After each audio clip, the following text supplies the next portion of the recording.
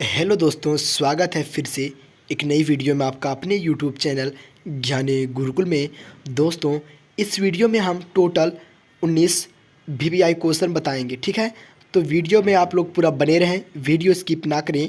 और अगर वीडियो आपको अच्छी लगी तो चैनल को सब्सक्राइब कर दें, बेल आइकन को प्रेस कर दें, ठीक है। और जो मैं बताऊंगा उसे आप नोट डाउन कर लें, क्योंकि मोबाइल में रहता है। उसके बाद आप लोग कहते हैं कि सर आपके वीडियो से एक भी क्वेश्चन नहीं आया। और हमने ज्योग्राफी का अभी तक 4 से 5 वीडियो अपलोड कर चुका है। आप लोग सभी वीडियो को जाकर देख लें, डिस्क्रिप्शन में लिंक दे देंगे, या तो चैनल पे क्लिक करके जाकर देख लें। तो चलिए शुरू करते हैं। तो आपका पहला सवाल है, क्षेत्रफल की दृष्टि से भारत का सबसे बड़ा राज्य। तो उत्तर में लिखिएगा राजस्थान। क्षेत्रफल की दृष्टि से ध्यान रहे कि वहाँ जनसंख्या भी दे सकता है, क्षेत्रफल भी दे सकता है, इसलिए हम दोनों लिख दिए हैं, ठीक है। पहला लिखिए हमने, देखिए क्षेत्रफल की दृष्टि से भारत का सबसे बड़ा राज्य राजस्थान, और छोटा राज्य जो क्षेत्रफल की दृष्टि से है गोवा। और जनसंख्या के आधार पर सबसे बड़ा राज्य भारत का जो राज्य है, जनसंख्या के आधार पर सबसे बड़ा राज्य उत्तर प्रदेश, और छोटा राज्य सिक्किम। हमें यकीन है आप लोगों को समझ में आ गया होगा, ठीक है। आपका अगला सवाल, सवाल नंबर 2, भारत का अक्षांशीय और देशांतरीय विस्तार बताइए। तो उत्तर में लिखिएगा, भारत 8 डिग्री 4 उत्तरी अक्षांश से 37 डिग्री 6 उत्तर तक तथा 68 डिग्री 7 पूर्वी देशांतर से 97 डिग्री 25 पूर्व तक फैला हुआ है। ये आपका हो जाएगा करेक्ट आंसर।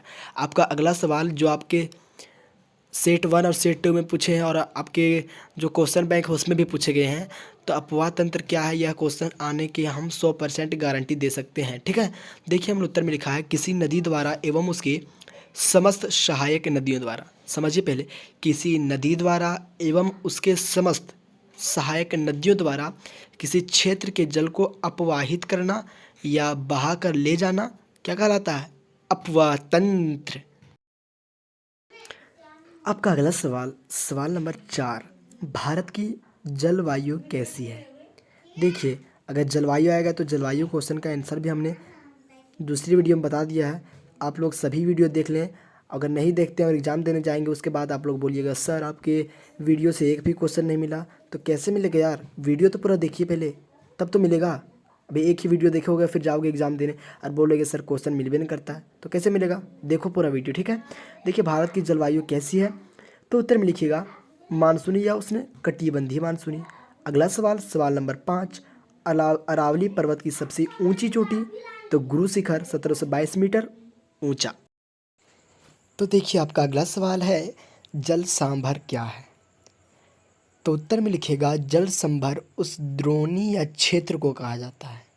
देखिए अच्छा से, जल संभर उस द्रोणी या क्षेत्र को कहा जाता है जहाँ वर्षा का पानी, पिघले हुए बर्फ का पानी नदियों, नालों, तालाबों, नहरों से बहकर एक ही स्थान पर जमा हो जाती है, जल संभर कहलाती है, ठीक है।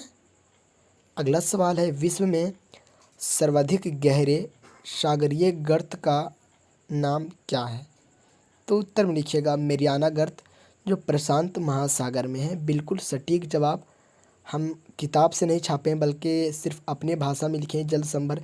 इसका उत्तर इस प्रकार से आपको पूरे यूट्यूब में नहीं मिलेगा खोजने पर। वीडियो आपको अगर अच्छी लग रही हो तो चैनल को सब्सक्राइब कीजिएगा, वीडियो को लाइक कीजिएगा और ज़्यादा से ज़्यादा अपने दोस्तों के पास शेयर कीजिएगा। आपका अगला सवाल, सवाल नंबर 8, पृथ्वी को नीला ग्रह क्यों कहा जाता है।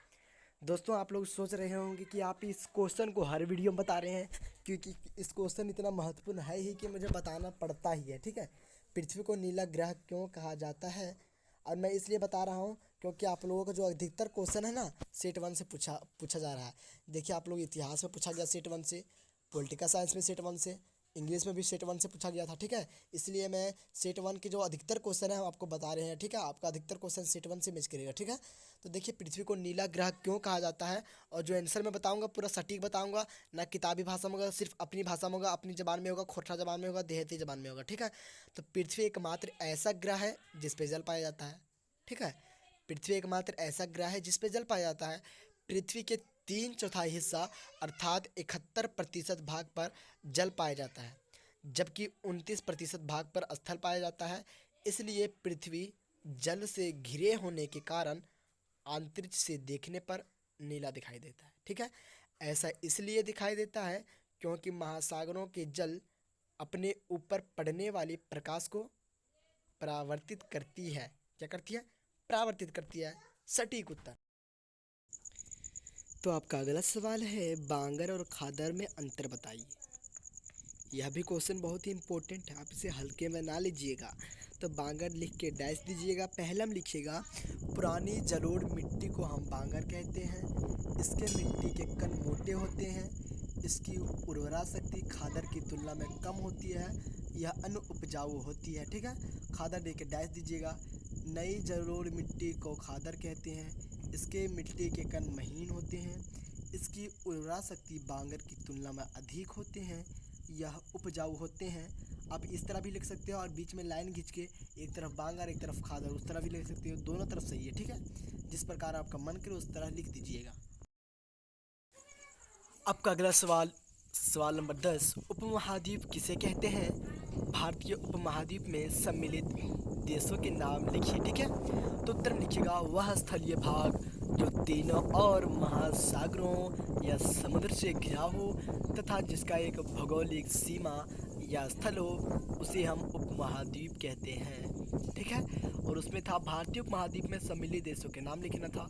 तो देखिए, भारतीय उपमहाद्वीप के सम्मिलित देशों के नाम लिख के डैश, भारत, पाकिस्तान, अफ़गानिस्तान, बांग्लादेश, नेपाल, भूटान और म्यांमार यानी म्यांमार।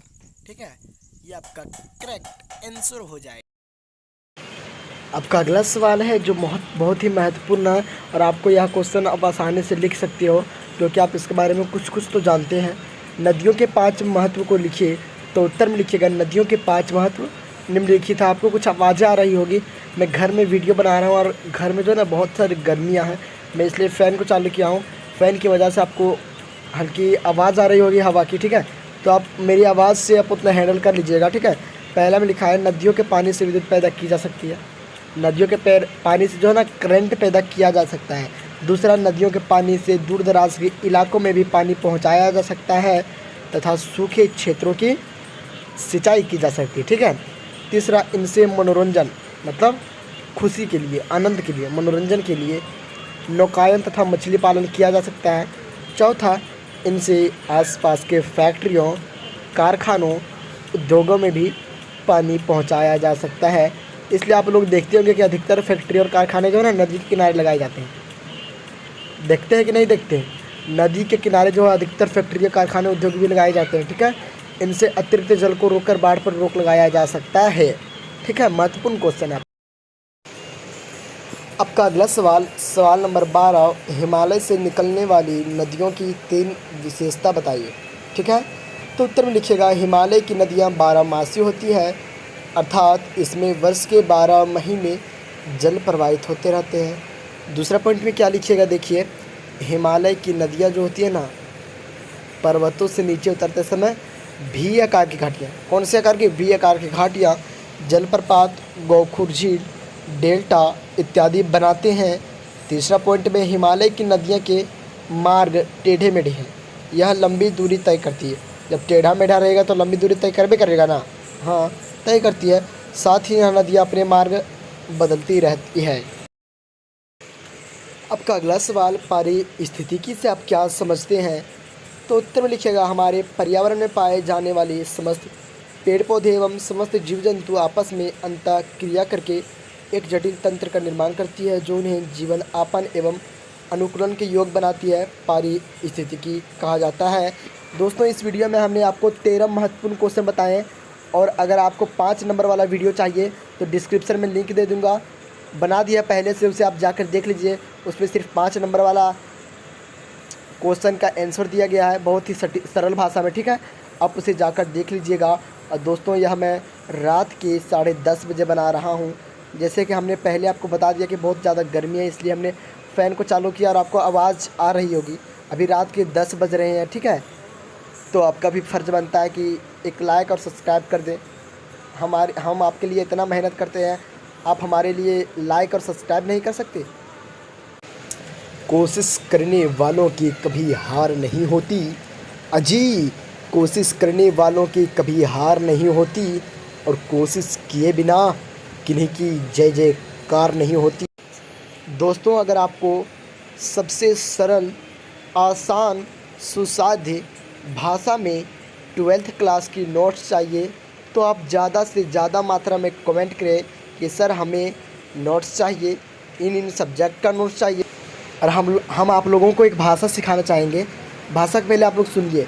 जैसे हम बोलेंगे कि हमारा एग्ज़ाम 14 तारीख को, इसका हम अपने भाषा में क्या बोलेंगे? हस्पम चस्पोदो तस्पारी के इस एग्ज़ाम 10 पविल जिसपी बाय ठीक है। तो हमने क्या बोला कि हम 14 तारीख को एग्ज़ाम देने जाएंगे। ठीक है, ठीक है। अगर ये भाषा आपको अच्छी लग रही हो, ठीक है ना, तो कमेंट कीजिए कि ये भाषा हमको सिखा दीजिए कि खाना को क्या कहते हैं, गाना को क्या कहते हैं, चलना उठना बैठना सोना, ठीक है, आना जाना, इसको क्या कहते हैं। कमेंट कीजिए। इस भाषा पे भी हम वीडियो बना देंगे। तो वीडियो को ख़त्म करते हैं, बहुत लंबी वीडियो हो रही है। Thanks for watching. आप लोगों का बहुत बहुत धन्यवाद।